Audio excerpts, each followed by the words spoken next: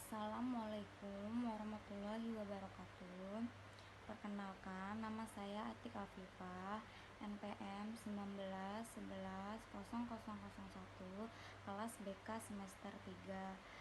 Saya dari kelompok 5 akan mempresentasikan hasil kerja kelompok kami.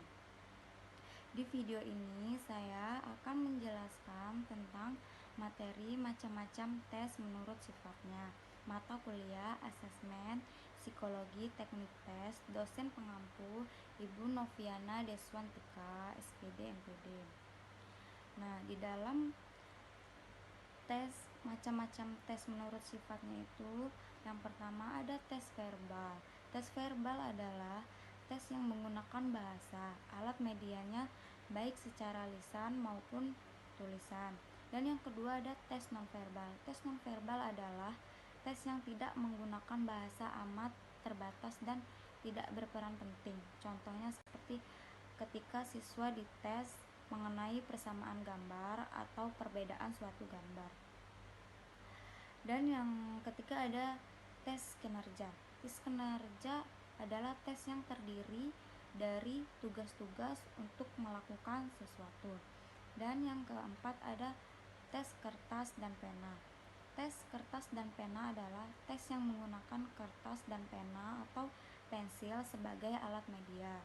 Dan yang kelima ada tes individu. Tes individu adalah tes yang pada pelaksanaannya penguji hanya melakukan tes seorang saja. Dan yang terakhir, yang keenam ada tes kelompok. Tes kelompok adalah tes yang dilakukan secara berkelompok. Baiklah, itulah dari presentasi dari saya. Mohon maaf jika ada kekurangan, dan penjelasan materi selanjutnya akan dijelaskan oleh saudari Mael Fitri. Terima kasih atas perhatiannya. Saya akhiri. Wassalamualaikum warahmatullahi wabarakatuh. Assalamualaikum warahmatullahi wabarakatuh. Izin memperkenalkan diri, nama Mael Fitri, NPM 19110008. Baiklah, di sini saya akan melanjutkan materi dari teman saya. Materi selanjutnya yaitu macam-macam tes menurut tujuannya. Satu, tes kecepatan. Tes ini bertujuan untuk mengevaluasi peserta tes dalam hal kecepatan berpikir maupun keterampilan, baik yang bersifat spontanitas maupun hafalan, yang pemahaman dan mata pembelajaran yang telah dipelajarinya. Yang kedua yaitu tes kemampuan. Tes ini bertujuan untuk mengevaluasi peserta tes dalam mengungkapkan kemampuannya dengan tidak dibatasi secara ketat oleh waktu yang disediakan. Yang ketiga yaitu tes hasil belajar.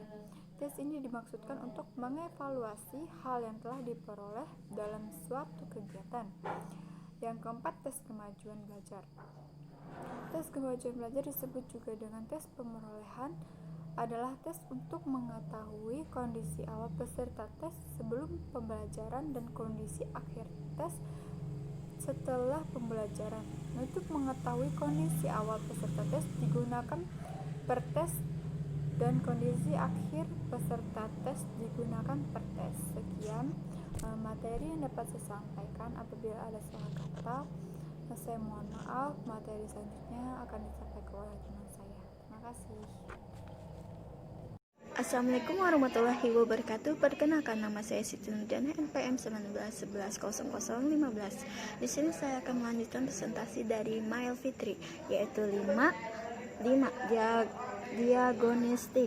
Diagnostik tes. Tes diagnostik adalah tes yang dilaksanakan untuk diagnostik atau mengidentifikasi kesukaran dalam belajar, mendeteksi faktor-faktor yang menyebabkan terjadinya kesukaran belajar dan menerapkan cara mengatasi kesukaran atau kesulitan belajar tersebut.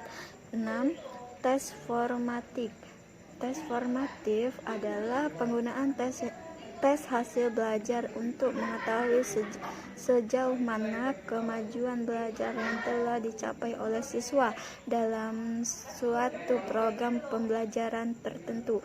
7. Tes sumatif. Istilah sumatif berasal dari kata sum yang berarti jumlah. Dengan demikian tes sumatif berarti tes yang ditunjukkan untuk mengetahui penguasaan siswa dalam sekumpulan materi pelajaran pokok bahasa yang telah dipelajari. Sekian presentasi dari saya ucapkan terima kasih. Assalamualaikum warahmatullahi wabarakatuh. Izin memperkenalkan diri. Perkenalkan, nama saya Putri Mariska, NPM 19110043.